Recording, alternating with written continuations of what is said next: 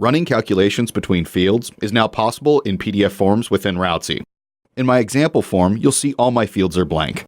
I'm going to add a value for my estimates on man-hours, and my form will now automatically run a calculation to produce the sum of these fields in my total hours field.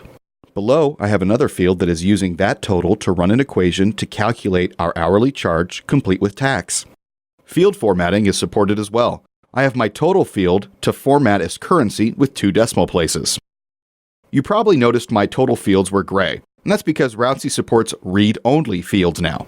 So it's impossible to make a change to these fields without making a change to the previous fields. Required fields are also supported and are distinguishable by their red color. If you try to save a form without entering some data in a required field, a pop-up will notify you that you are missing some required data and what fields need completed.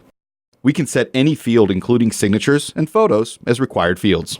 Let's take a look at how we can set up our forms to process calculations by recreating this form.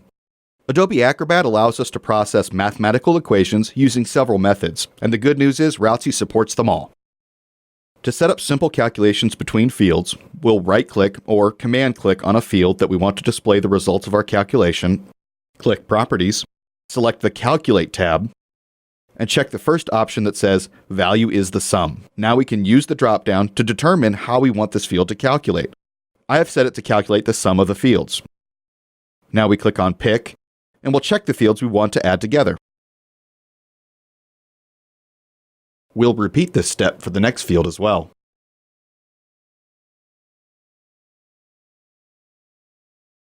If you're familiar with equations and programs like Microsoft Excel, you'll feel comfortable using the second option, which is called Simple Field Notation. Here we refer to our fields by their name when creating our formula.